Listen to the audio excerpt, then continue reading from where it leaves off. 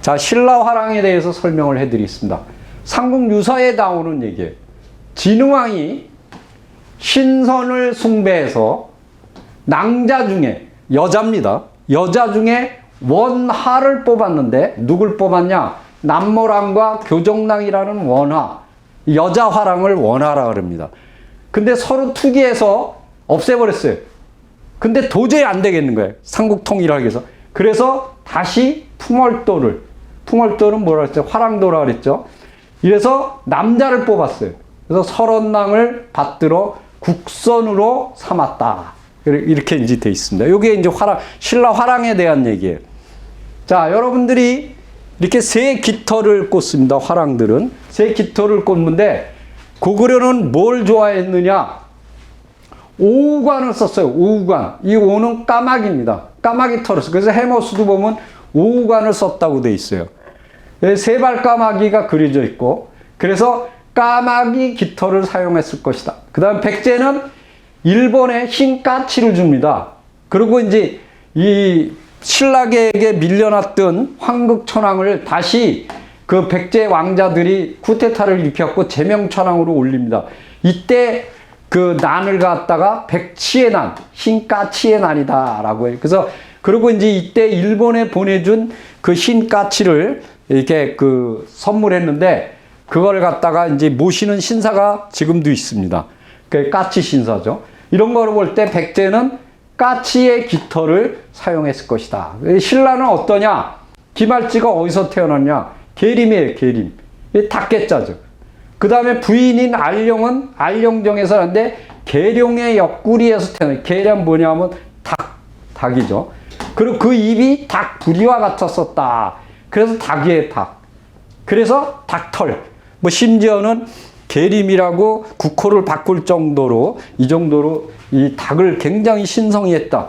그러니까 똑같이 우리가 똑같은 새 토템인데도 이와 같이 틀려요. 고구려는 까마귀, 백제는 까치, 신라는 닭. 이렇게. 그래서 요런. 그리고 이제 세소고기에 대해서 설명을 드리겠습니다. 세소고기에 대해서 많은 사람들이 뭐라 그러냐면 원강법사가 지어줬다. 그거 거짓말이거든요. 그거를 지금 설명해 드리겠습니다. 삼국유사에 의하면은, 그러니까 본문을 잘 읽어야 돼요. 어진선비 귀산이라는 사람이 있다. 그 동네에 같은 친구가 있는데 추항이라는 사람이 있다. 이 두 사람이 뭐라 그러냐? 우리가 원강법사가 지금 수나라에 유학 갔다 와서 가슬갑사라는 곳에 있는데 그분한테 가자. 그래서 이제 갔어요. 원강에게 뭐냐면 불교의 보살계처럼 이런 걸 우리한테 주십시오. 그러니까 원강법사가 말하기를 세속 5개가 있으니 이랬어요. 이건 무슨 의미냐? 세속이란 건 세상의 습속으로 내려오는 5가지 계율이 있으니, 첫째 충성, 둘째 효, 세 번째 믿음, 이 5가지를 쭉 얘기한 다음에, 즉 세속 5개란 그 당시에 세상에 내려오는 습속이다. 그래서 이걸 정리를 해준 거예요. 4글자로. 이게 세속 5개예요. 이거를 마치 무슨 원강법사가 지어갖고 뭐 이렇게 해줬다. 거짓말이거든요. 아니에요. 세상에 내려오는 5개예요. 그럼 언제부터 있었냐? 옛날부터 있었던 거예요. 쭉. 네. 그걸 해준 거예요. 그래서 여기 보면 태백에서에 뭐라고 되냐면, 소도가 쓰면 언제나 개가 있나니, 개가 있다 그랬어요. 충, 효, 신, 용, 인, 오상의 도다. 이게 5개예요. 옛부터 있었던 거예요. 단군 시대부터. 자, 요게 화랑색이라는 책에서 우리가 이제 이렇게 정리를 이종욱 교수가, 서강대학교 이종욱 교수님이 이렇게 정리를 해 놓은 거예요. 그 세속오개에 나온 내용을 대단히 잘 해놨어요. 자, 보세요. 여기 화랑이에요. 화랑을 풍월주라고 해요. 왜 풍월도라 그랬잖아요. 풍월주의 주인주자, 풍월주. 한 명이에요. 화랑은 한 명. 나머지는 다 낭도예요. 근데 이게 계급입니다, 계급. 왜냐면 이게 군사체제예요. 왜냐면 얘네들이 매일마다 군사훈련을 하잖아요. 전쟁이 터지면 바로 군사로 들어갑니다. 여기 낭두. 낭도 중에서도 우두머리, 낭두, 머리두자. 요게 낭도입니다. 요게 서민들이에요, 백성. 이렇게 이게 조직이에요, 군사 조직. 얼마나 체계적인지 굉장히 상세합니다. 근데 이거는 지금 우리나라의 화랑세기가 안전해져요. 그런데 우리가 이제 그 박청아라는 분이 우리가 일제시대에 우리나라에 전해지는 책들을 다 수집했어요. 안 내놓으면 두들겨 패고, 그 다음에 이제 영창 보내고, 그리고 안동 같은 데는 양반들이 이제 그 땅 속에다가 항아리 속에다 집어넣어갖고 그걸 보존했잖아요. 우리 삼국사기 정덕본도, 그 나라국자로 돼 있는 정덕본도 황희동 교수가 항아리 속에다 해갖고 땅 속에 묻었던 거예요. 그걸 다. 근데 그때 걷었던 책들을 다 불지르고 중요한 것들이 일본으로 가져갔습니다. 지금 일본에 어디냐면 국내성 서고하고 천리대학에 있습니다. 특히 국내성에는 지금 천황의 허가가 없으면 못합니다. 근데 이 박청아라는 분이 그 국내성 서고에 근무를 했어요. 그래서 필사를 했습니다. 몰래. 일본 사람들 몰래. 그래갖고 이 책을 필사해서 빼낸 거예요. 근데 이거를 갖다 이종욱 교수님이 이제 저기 그 신라사 전공입니다. 이걸 검증해 보니까 맞는 거 같아요. 그래갖고 이걸 정리해 놓은 거예요. 대단히 체계적입니다. 이걸 여러분들이 조작할 수 있습니까? 힘들어요. 얼마나 IQ가 좋은지 그건 모르겠지만. 자, 그리고 아까 뭐라 했어요? 여자 화랑은 원화라 그랬어요, 원화. 여기에 뭐라고 됐냐면, 아까 뭐라 했어요? 진흥왕이 원화를 두었다 했잖아요, 원화. 누구? 남모랑 교정랑. 근데 서로 투기했다. 이 당시에 낭도가 얼마냐? 300명에서 400명이야. 근데 태백일서에 뭐라고 되냐면, 원화란 여자 화랑을 말하며 남자는 화랑 또는 천황랑이라고도 한다. 그리고 임금의 명령에 의해서 까마귀 깃털로 달린 모자를 하사받았다. 이게 오우관이에요. 까마귀 깃털로 된 거. 정확하게 되어 있습니다. 자, 그러면은 신라에만 있냐? 아까도 그랬죠. 화랑이 신라에만 있냐? 아니라 그랬잖아요. 단군 시대도 있었고, 해모수도 있었고, 부여 시대. 그 다음에 뭐라 했어요? 신라에도 있었고, 고구려는 뭐라고 불렀어요? 조의선인이라고 불렀어요. 자, 원화도 마찬가지예요. 고구려에도 있단 말이에요, 고구려. 그걸 어떻게 증명하냐? 연개소문에 동생이 있어요. 연개소정. 이름이 여러 개가 나오는데, 자, 여기는 뭐냐면 연개소정으로도 나와요. 여기 이제 1934년에 계주 현장을 지냈던 신광서라는 사람이 청석관이라는 곳에 내려오는 걸 채집해서 해놓은 게 있어요. 뭐냐면 연개소문의 동생인 연개소정이 이 청석관을 지켰다. 또 개평항토지에는 비운체라는 곳이 있는데 거기에 비석이 있었는데 봉분이 있고 그 봉분은 개소정, 연개소문의 여동생의 무덤이다. 그리고 장하연에는 석성이 있어요. 거기에는 개수영이 소장루를 지었다. 이게 소장루예요. 천단인데, 예, 여기 선. 그 다음에 요거는 배감성입니다. 여기 천단이거든요. 여기 이제 아성이라는데 우리가 아성이 무너졌다라는 말이에요. 아성은 뭐냐면 이렇게 외성이 있고 내성이 있습니다. 그 내성을 아성이라. 아는 뭐냐면 어금니아입니다. 그래서 어금니가 뽑히면은 밥을 못 씹잖아요. 그래서 아성이 무너졌다는 가장 중요한 센터성을 얘기하는 거예요. 거기에 뭐가 있는 천단이 있어요. 여기에 이게 바로 뭐냐면 연개소문인 여동생이 여기를 지켰고 이 천단에서 제사를 드렸다는 전설이 있습니다.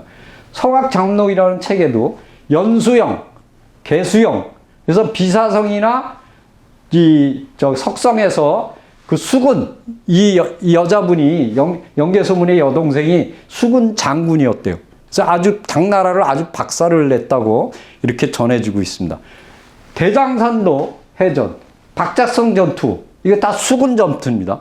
여기서도 뭐라냐면 연소정, 여기 보면 태대사자, 연수영, 뭐 이런 것들이 쭉 전해지고 있어요. 이런 걸 볼 때 이 영계소문의 여동생은 뭐였다?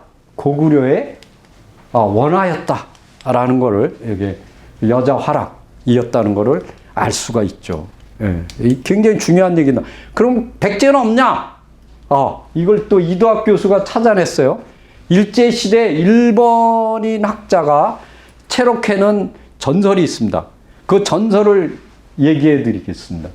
의자왕의 딸인 계산공주가 있는데 어려서부터 건법을 좋아했다. 그래서 심오한 뜻을 통달했고 남해에 있는 여도사를 찾아가서 신수를 배웠다. 그래서 자용병기라는 무기도 발명했어요. 그리고 신라와 당나라 소정방이가 쳐들어오자 까치가 되어 진중에 들어가서 정찰을 했다. 그런데 저 김유신이가 그걸 알고 검을 겨누어 그 땅에 떨어졌어요. 이제 그게 풀려갖고.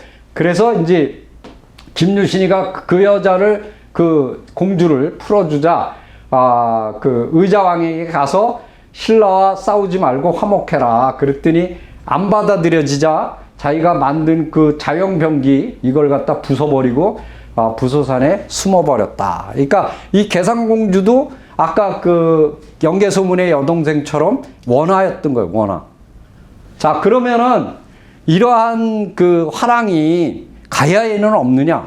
가야에도 있어요. 자, 보세요. 가야에도 도인이 있어요. 동국여지 승람의 김해부초에는 가락국 왕, 거등왕, 제2대 거등왕, 2대 김수로왕 다음 7점산에 살고 있는 담시선인을 초대하였다. 담시선인이 배를 타고 와 검은고를 안고 와서 이곳에 와서 바둑을 두며 즐거워요. 우리 도인들은, 우리나라 신선들은 바둑을 둔다니까요. 그리고 이곳을 지금은 뭐라 부르냐, 초선대라고 그러는데, 왜? 신선을 초대한 곳이다 라는 뜻이에요. 그래서 왕과 선인이 앉았던 곳에 연화자덕이 있고 바둑판 똘이 있다. 그래서 이렇게 됐어요.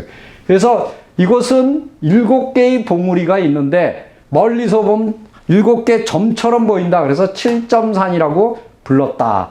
근데 7개 봉우리 중에 이 김해공항 닦으면서 일제시대에 3개가 날아갔어요. 그리고 김해공항 건설하면서 또 3개가 날아요. 지금 마지막 1개가 남아있는데 이거를 부시다가 사고가 났어요. 그래서 지금은 남아있는데 이게 제가 가보니까 군부대 안에 있더라고요.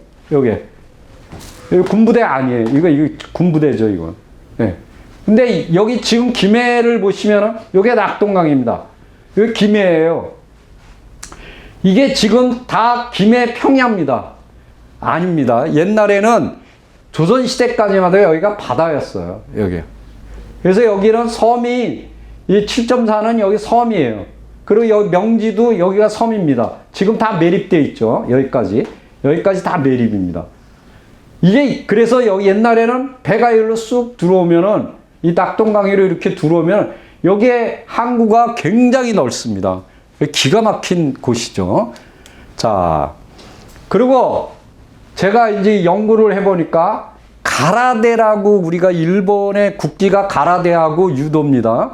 근데 이 가라데라는 뜻이 이렇게 써요. 당수도. 우리 어릴 때는 당수도장이에요. 그랬다가 얘네들이 당나라 당자니까 중국을 얘기하잖아요. 그래서 이제 창피하니까 공수도로 바꿉니다. 빌공자, 빈손으로 한다. 근데 이걸 연구해 보니까 가라예요, 가라. 그러니까 가야에서 이게 전래된 거예요. 근데 이 가라대의 본산이 어디냐면 오키나와예요. 그래 보니까 이게 수박쥐예요, 수박. 우리로 얘기하면 택견. 근데 이게 왜 가야에서 간 거냐라고 이제 반문을 하면은 제가 이제 고고학적으로 얘기해 드리겠습니다. 대가야 박물관에 가면 야광 조개로 만든 국자가 있어요. 그게 뭐냐면 요겁니다. 이게 어디서 나온 거냐? 오키나와에서 나온 거예요. 여기. 오키나와에서. 이거 고령이죠? 여기. 여기 있는 게 여기까지 온 거예요.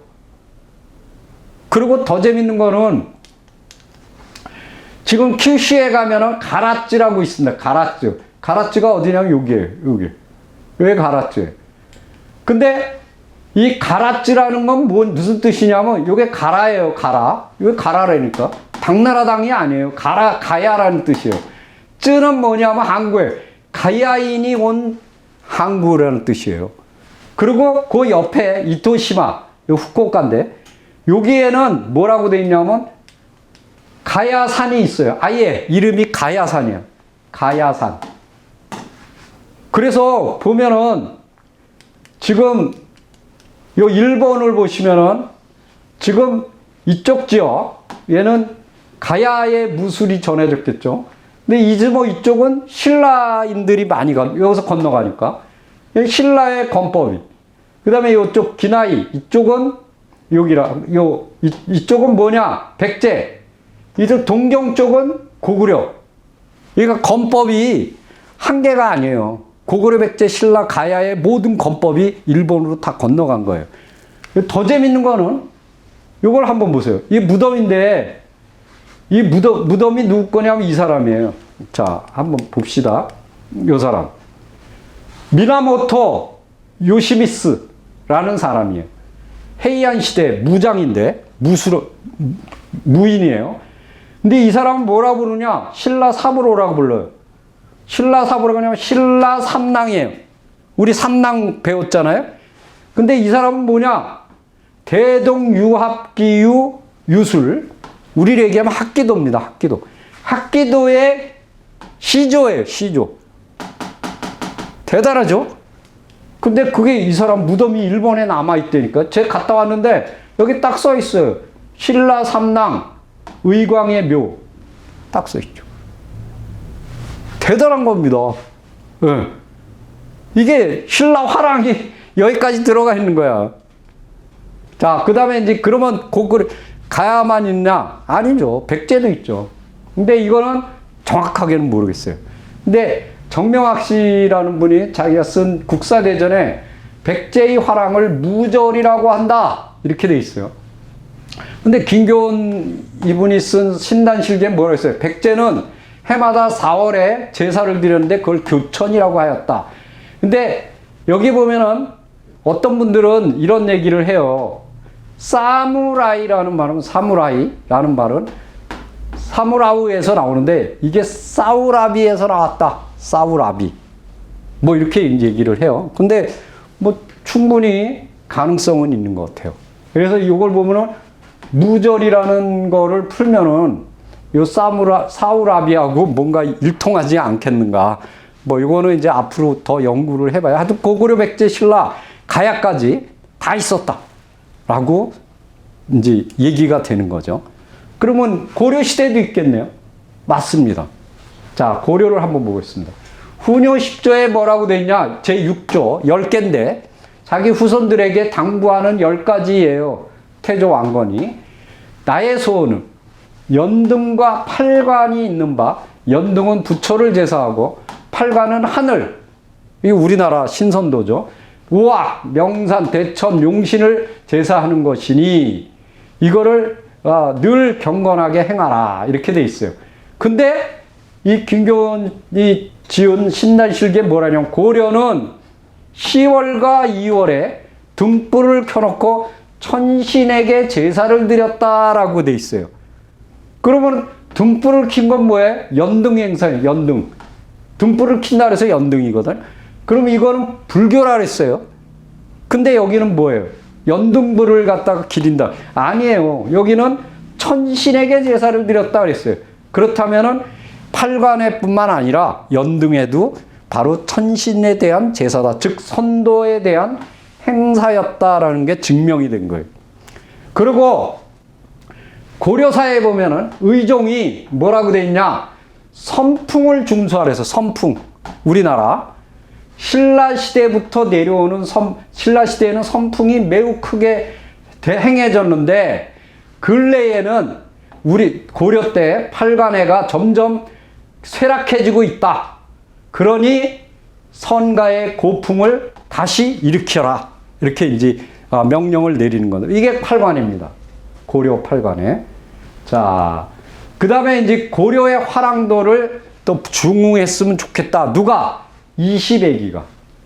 자, 서희열전에 보면 성종 때 거란의 소선령이 쳐들어오자 권신 중에 서경 이북, 서경은 평양입니다.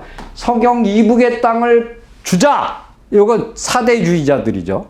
예. 그랬는데 이시배기가 무슨 소리냐? 어떻게 나라의 땅을 적국에게 주느냐? 선왕의 연등, 팔관, 선낭 등의 일을 행하여 다른 나라들의 법을 행하지 말라. 왜? 이 성종은 유교를 숭상했습니다. 그걸 배척하고 우리나라가 늘 했던 이 선도 이거를 갖다 중흥시켜야 된다. 그래서 먼저 신명을 다하고 이렇게 한다. 그 다음에 여기 뭐라 그랬어요? 이때 성종이 중국의 풍습을 즐겼다느니 백성들이 좋아하지 않았기 때문에 이시배기가 이거를 간언한 것이다. 이렇게 되어 있습니다. 또 예종 때는 뭐라냐면 예종이 뭐라냐면 사선, 신라 화랑이죠. 사선의 자치는 마땅히 영광을 더하여야 할 것이다. 이른바 국선 화랑이죠. 지금 근래 벼슬에 이르는 분이 많아져 국선의 자리를 구하는 자가 없으니 마땅히 대관들의 자손으로 하여 맞도록 하라. 그래서 이 화랑을 갖다가 다시 중흥시킬 거를 명령한 겁니다.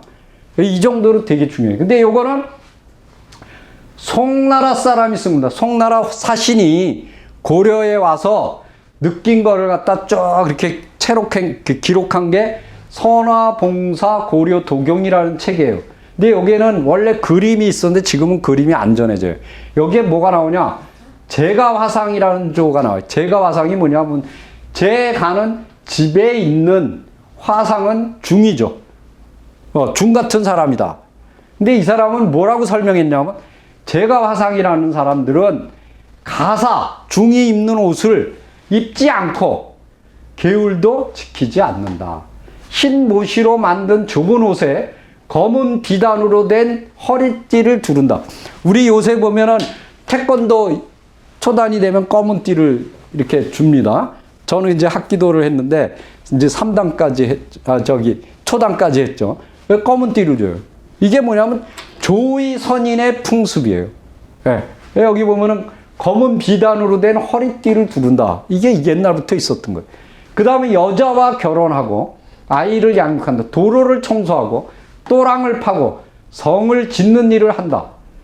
변경에 위급한 일 있으면 단결하여 나가서 아주 용감하다. 화랑이에요.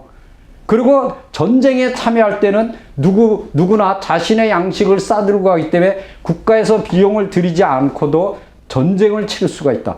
전에 거란이 고려에게 패배한 것도 이들 덕분이다. 이게 화랑이에요. 고려 화랑. 상세하게 설명하고 있어요. 자, 진짜 화랑. 고려의 대표 화랑을 설명해 드리겠습니다. 충렬왕 때 민적이라는 사람이 있었다. 이 사람은 비범하게 태어났는데 이모부가 재상이었어요. 김군이라는 분인데 이분이 데려다가 키웠다. 왜냐면 가난하니까. 국속에 어릴 때 반드시 승려를 따라가서 글을 읽게 되면 얼굴과 머리털이 아름다운 미자는 승려든 속세사람 모두 받들어 설랑이라고 부르다. 설랑이 뭐예요? 화랑이죠, 화랑. 이때 따르는 무리가 1000명에서 100명에 이르기도 하였다. 그래서 이 풍속은 신라 때부터 비롯된 것이다. 신라 화랑을 설명하는 거예요. 10살 때 절에 가서 글을 배웠는데 천성이 명민하여 글을 받으면 그 뜻을 이었다. 눈썹이 그림과 같고 풍채가 뛰어나고 아름다웠다. 이렇게 돼 있어요. 충렬왕이 이 소문을 듣고 그를 궁중으로 불러 국선으로 지목하였다. 국선화랑이 된 거예요. 국선화랑. 과거에 급조한 후에 동궁에 속한 관료로 하였다. 이렇게 쭉 설명이 되어 있습니다. 이 대단한 사람이죠. 네. 자, 지금까지 설명을 쭉 해드렸습니다. 자, 화랑이 대부분이 신라에서만 있었다라고 설명되어 있는데 아니옵시다. 고조선 단군서부터 시작해서 쭉 해서 고려까지 정말 면면이 이어내요. 그 다음에 세속오개가 원광법사가 지어줬다. 거짓말입니다. 세상에 내려오는 겁니다. 언제부터? 고조선 때부터 쭉 단군왕검 때부터. 그것을 누가?